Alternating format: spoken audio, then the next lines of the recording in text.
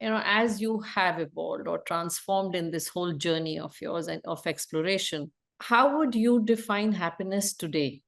There's definitely been a surge of interest in recent times, even in the West, towards understanding and valuing that human pursuit. One way to think about it is in terms of moving beyond the currency just of material experiences, material possessions, and recognizing that there's something else that stirs the human spirit. Sometimes it's about relationships and love. When we work more with a sense of selflessness rather than selfishness, that we expand our heart and we actually experience form of happiness that is more subtle, more ineffable, but very real. From my study of the mystics, there is another way to think about happiness. The very core of our being, our soul, and in fact, the very definition of God can be seen as joy, infinite, ever new, everlasting joy, Satchitananda. That has been the defining sort of intrigue and search and quest for me all through my life. I had in love with this idea that at the very core of my being lies infinite joy.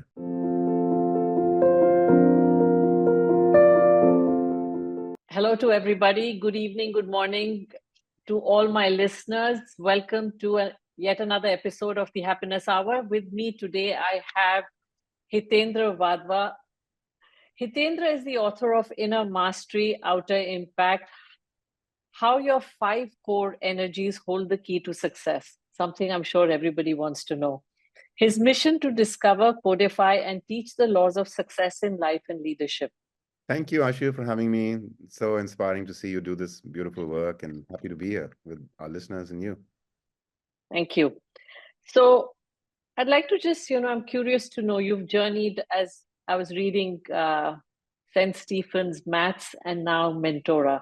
So Maths to Mentora, could you share some key milestones that have been pivotal to how your journey is where you are today? Yeah, I mean, it sounds a little bit unrelated. The earlier passion I had for mathematics, the new passion I have for what we're doing at Mentora. You brought up my earlier interest in my long-standing interest in mysticism. But really behind all of this is the same one quest, the quest for truth-seeking, the quest for reducing life to the core essentials and seeking to understand it from a very intuitive frame, seeking to draw connections between the disparate things that we go through and experience in life, as if there is, in fact, a method, to the madness of the world. That is what mathematics is about. That is, in a sense, what mysticism has illuminated, for me, and that is what I hope to be able to build as a model of leadership to allow any or all of us who wish to engage in a positive way and have some lasting impact in the world in whatever role that we are asked to take on. What inspired you really to take this trajectory? Yeah, I mean, a few different things. I was in my mid-30s when, having had a relatively, typical mainstream career path until then, getting my MBA, getting my PhD, working at McKinsey, doing a startup in Silicon Valley, trying to really figure out what I want to be when I grow up. Now I'm in my mid-30s and I still feel a certain pull, which is not being fully expressible in the platforms and, work that I was doing. I ended up experimenting with going back into academia. I'd done my PhD, starting to teach, finding that I was really enjoying that exchange in the classroom with, these young, highly bright and motivated audiences, and then realizing that, marketing and strategy and innovation, I've been teaching those. I like those. Intellectually, they're very nourishing. However, there's something deeper that I'm being called to from the very core of my being, and I'm not seeing that fulfillment yet. And then finally coming to the point where I started to teach this work on, so this pursuit of bringing out the best in yourself and others in all situations became became kind of like the defining framework, for me. And then I started to find that whereas when I was working towards my college degree, at that time, the field of psychology was quite under to me developed in the sense that it was doing a lot of good work in areas that had to do with the dark states of the human mind, schizophrenia, depression, evil, what is the psychology of all of those?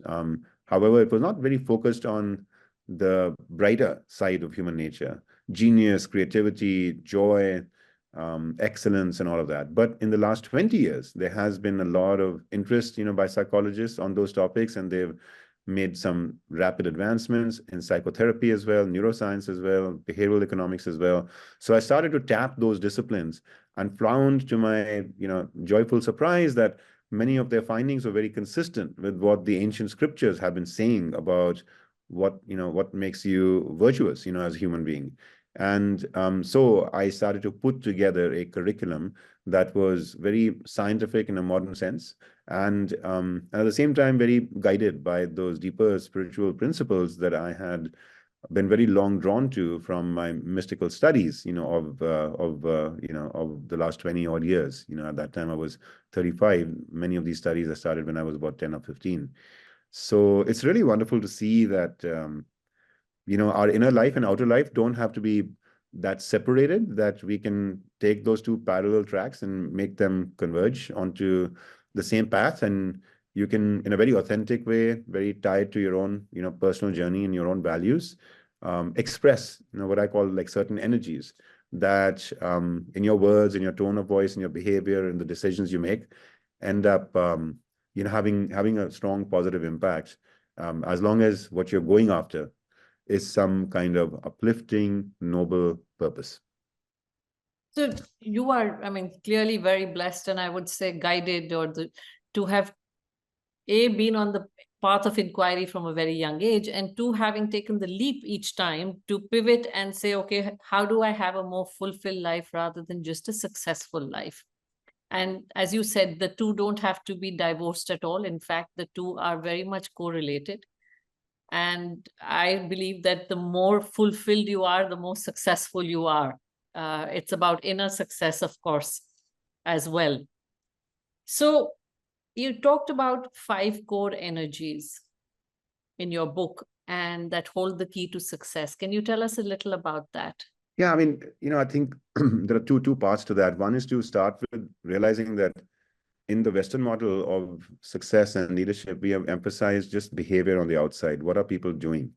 That model starts to very quickly break down in complex and changing environments when you realize that, actually, regardless of like which behaviors you pick as though they are the epitome of great leadership, I will be able to, mathematically speaking, show you some situations where those behaviors won't work, where you might have to behave the opposite of those behaviors. So when I started to see these deficiencies in that sort of behavioral model, I realized that at the same time, it doesn't mean that there is no model or there's no method to this pursuit of exemplary leadership. I instead found that the more universals that we need, the place to find those universals, those enduring truths about leadership, are really the state with which you approach situations from the inside, not as much a fixed formula on the outside.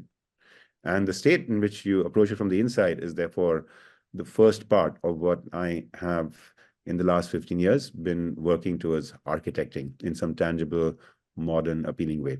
And that state to me is this notion that within you and within me, within each of us, is a core, an inner core.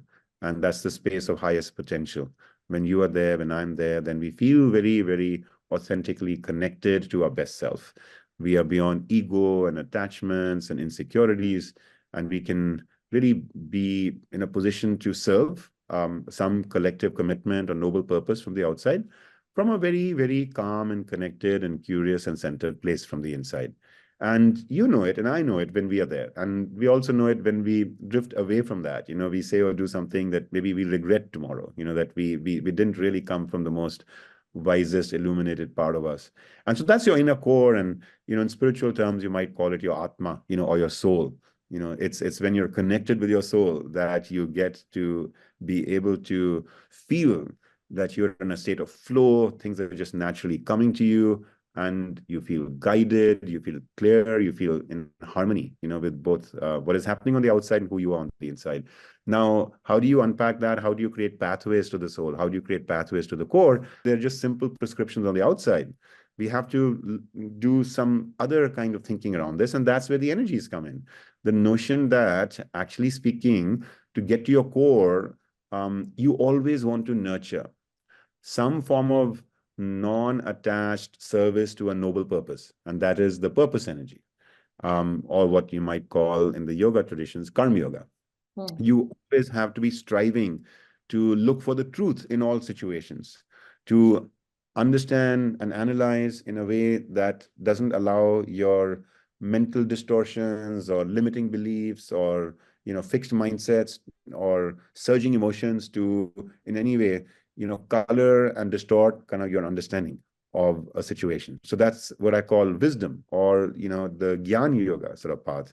Then you also need an energy which is of, you know, love, of human connection, of a sense of, you know, the we, the collective, rather than just the me, the individual, the people that you're working with, the people you're serving in the community, perhaps future generations. So this connective tissue between you and all of humanity and all of life and the universe. That's the love energy or Bhakti Yoga.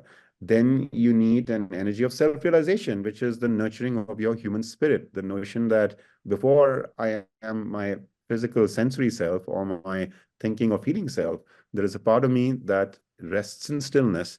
And when I go there, I get renewed. And I also feel very, very supported and guided by the universe. You know, that's your human spirit. And taking those walks in nature or doing prayer, meditation, affirmation, chanting, you know, these are all different ways in which people have, you know, for millennia, you know, been able to access and tune into that self-realizational part, you know, the core spirit part. That's what you might call Raj Yoga. And so those are four: purpose, wisdom, love, and self-realization. The fifth and last one that I added was growth. And growth was about recognizing that regardless of where I am in life, there is always the opportunity for me to get closer to my core, get closer to anchoring and living from my core, get closer to understanding the deep treasures and reserves I have available to me at my core. And every time I drift away from it, having a discipline of being able to, you know, come back and recenter and operate again from that core space within me. And so I call that the growth energy. The idea that I'm always a work in progress, and until my dying breath, there is the opportunity for me to discover more, either inner realizations about my core or outer understanding of how to express it in, you know, life's, you know, infinite complexities. You know, as you have evolved or transformed in this whole journey of yours and of exploration, how would you define happiness today for yourself? Yeah. Yeah. And First of all, what thank role you. does, if sorry, as and just as a corollary, what role does authenticity play in being happy for you? Yeah. I mean, I'm so happy that we're talking about a topic which is so central to everybody's life, and yet few of us really systematically analyze it. And I can see that it's core to your own personal investigations and questing, and then the work that you're doing as well, Ashu. And so that's really lovely to hear. And thank you also for sharing the connection you feel with the way you've been approaching, you know, these topics, and, you know, the scriptural lens that both of us find very, you know, very informative and powerful.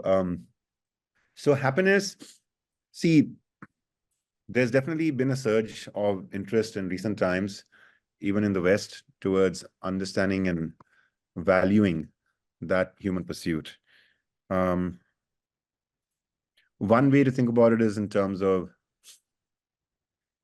moving beyond the currency just of material experiences, material possessions, and recognizing that there's something else that stirs the human spirit. Sometimes it's about relationships and love. There is this very famous, you know, Harvard study done over a long period of time that has shown that among Harvard alumni, you know, the long-lasting factors that have really been most influential is not necessarily, what titles they attained in what organizations and how much money they earn, but fundamentally the strength of the longevity of the relationships that they've had. So there is that kind of view of what makes you happy. There is the view that, when we work more with a sense of selflessness rather than selfishness, that we expand our heart and we actually experience a form of happiness that is more subtle, more ineffable, but very real. And that's the kind of stuff that obviously somebody like a Mother Teresa was tapping into, and it can be quite intoxicating.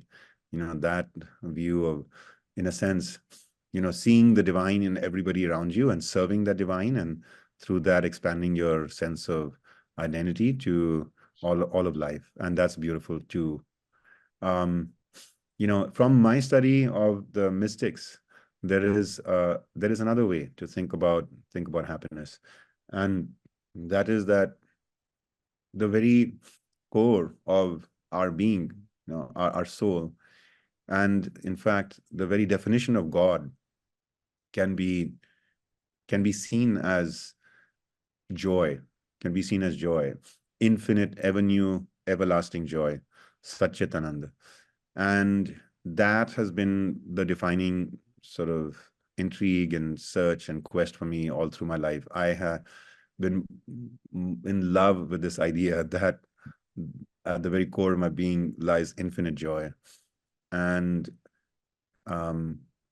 if you think of it that way, what it means is that is our core identity.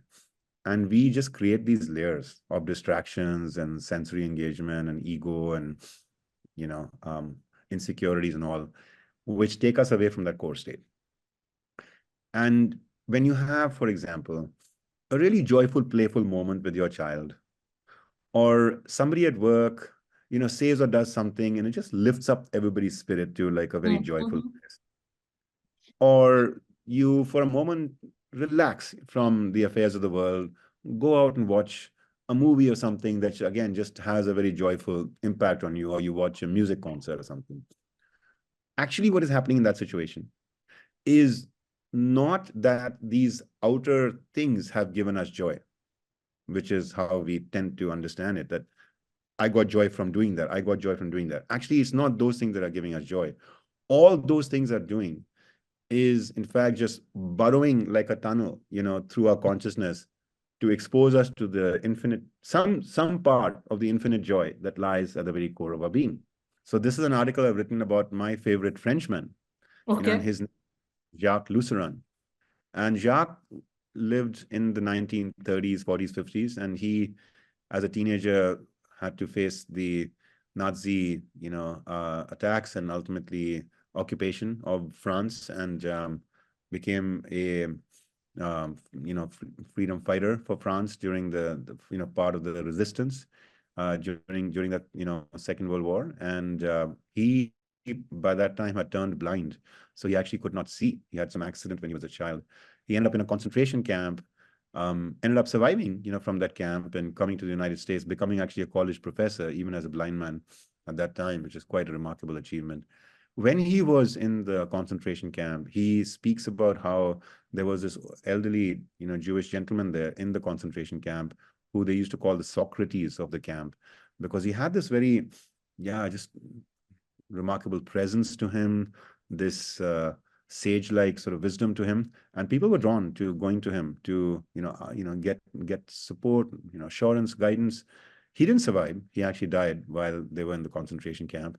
But he said that when you were in his presence, you just experienced so much joy from him. Even despite the really tough conditions they were in, you experienced so much joy from him. And he said, then you started to become joyful. You started to become joyful. And he said, then there was this joy of knowing that joy exists. The joy of knowing that joy exists. Yeah. Like, how profound is that?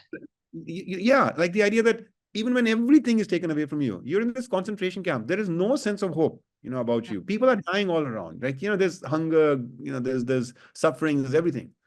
But joy still exists.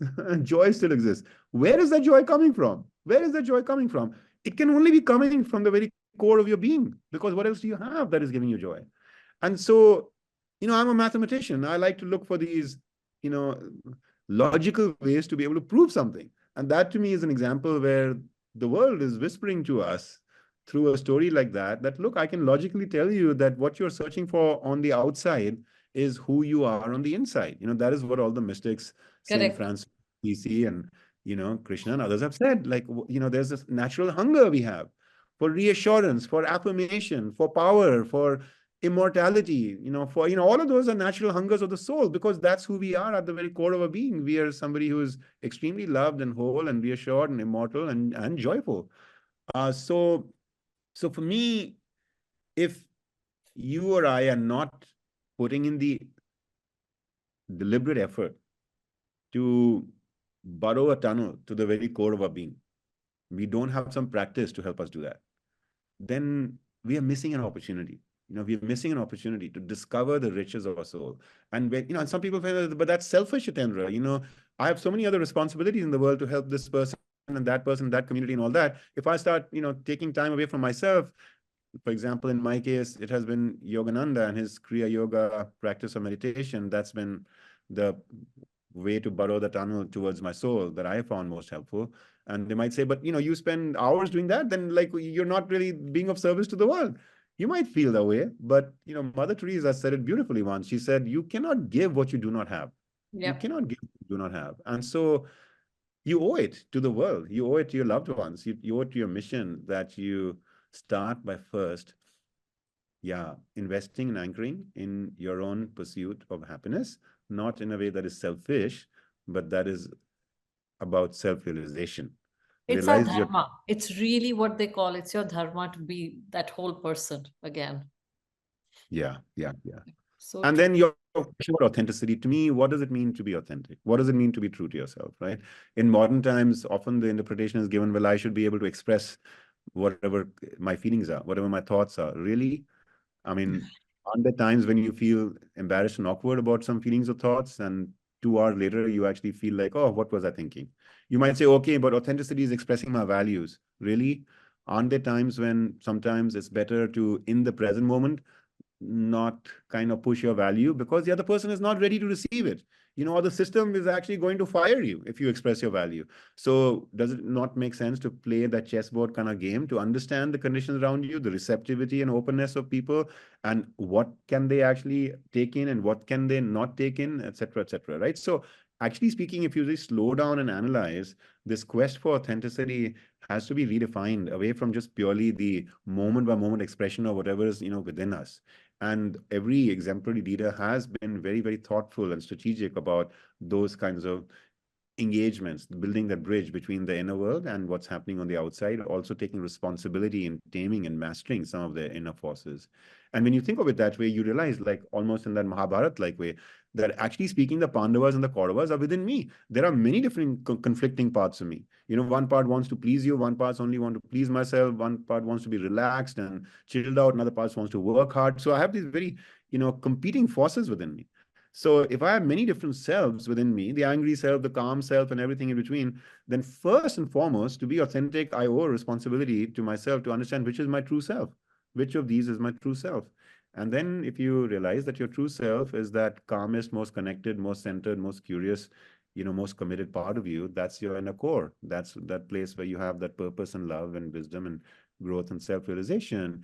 And so, yes, to your point about authenticity, I think this model that I'm offering, which is not mine, it's from the mystics, and it's quite timeless. You find that if you define authenticity as basically connecting with and expressing your core, that is what will give you joy. That is what will give you happiness, and ultimately that will guide you towards the wisest choices as a leader and in life.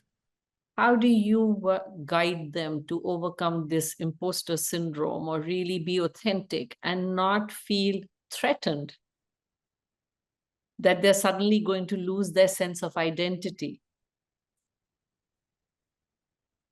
Yeah, I mean, I think you do it in small steps. You make them first start to observe the pattern of their thoughts, the undulating landscape of their emotions, and to get small victories, by realizing that these things, while they come and go naturally, that they don't have to be on autopilot, that there are, ways in which we can intentionally become aware and regulate these inner parts of who we are. And when we do, we start to see things in a different light.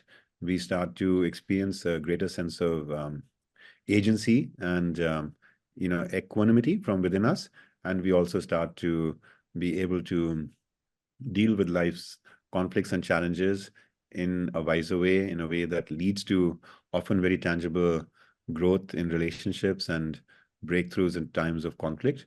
And so that's like a small victory to make us aware a little bit of the inner life, and take ownership over it, and see that we can actually shift and change it, just like we can shift and change as an athlete, in a trained way, aspect of our bodily motions on the outside and what we're doing. And so and so it starts to give people a tangible sense of identity about their inner life. And gradually you can go from there into helping them understand the deeper kind of core beliefs that might be at times driving how they're, interpreting things, how they're reacting to things and what they're doing.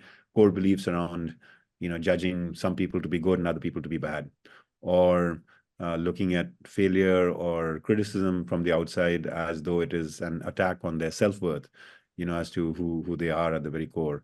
And then challenging, those beliefs, and being open to, seeing that in fact there is another belief system which views everyone as having a certain divine spark of goodness in them, even while behaviorally they might sometimes have, wrong conduct and unjust actions, and may be taken down some, mistaken paths. And you can be, and I can be, and we can all be.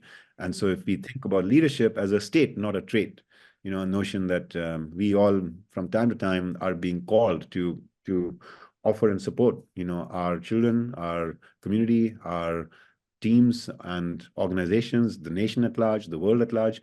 From time to time, we are being called to approach it from a leadership state, and in that state, we are going to then be asked to come from the calmest part of who we are, the most centered and connected and committed and curious part of who we are. And we may slip from time to time in doing that, in which case we have the discipline then to go back into that state. So gradually they start becoming aware and appreciative of this idea that just because you're dressing for success and showing up at work with the same attire every day doesn't mean it's the same you every day.